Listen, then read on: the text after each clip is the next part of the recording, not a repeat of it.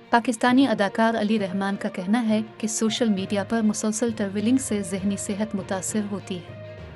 जियो digital को दिए गए खुसूसी इंटरव्यू में अदाकार अली रहमान ने टीवी स्क्रीन पर मुख्तलिफ कहानियों के बढ़ते रुझान पर गुफ्तगू की। उन्होंने कहा कि घरेलू कहानियों के दरमियान जब कोई अलग कहानी आती है तो नाजरीन इसे देखना पसंद करते हैं। ये कहना बिल्कुल गलत है कि लोग ऐसी कहानियाँ नहीं देखेंगे।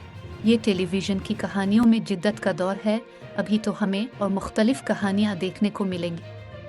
अदाकार ने मुस्तकबिल के प्रोजेक्ट्स पर बात करते हुए कहा कि वो जल्द ही हर पिल जियो के ड्रामे मिन्नत मुराद में नजर आएंगे, जिसके हदायतकार वजाहत हुसैन हैं, और जल्द ही उनकी एक कॉमेडी फिल्म भी आने वाली है जिसमें वो एक विलन के मनफी किरदार में दिखाई देंगे।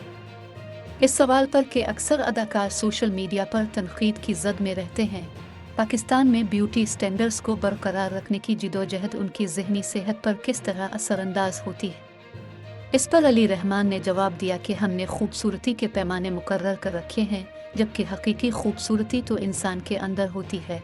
सोशल मीडिया ट्रैवलिंग हर शख्स की ज़हनी सेहत पर असरअंदाज होती है। किसी की तारीफ़ करेंगे या बुराई करेंगे तो लाजिमना इसका असर होगा। इसी तरह लोगों की कही बातों का बहुत असर पड़ता है। सोशल मीडिया पर मुसलसल फीडबैक मिलता है। बेहतर है कि इंसान की शख्सियत की तारीफ़ करें, ना कि उसकी ज़ाहिरी शक्ल व सूरत पर तनकीद करना शुरू कर दें। अली रहमान ने हाल ही में एक ख्वाजा सरा का किरदार भी निभाया है।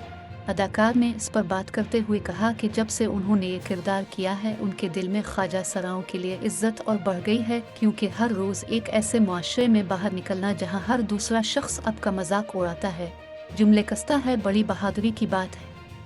दौरान इंटरव्यू जब अदाकार से पूछा गया कि उन्हें सबसे ज़्यादा किस चीज़ पर तारीफ़ें सुनने को मिलती हैं, तो उन्होंने कहा कि अक्सर लोग उनकी आंखों की तारीफ़ करते हैं।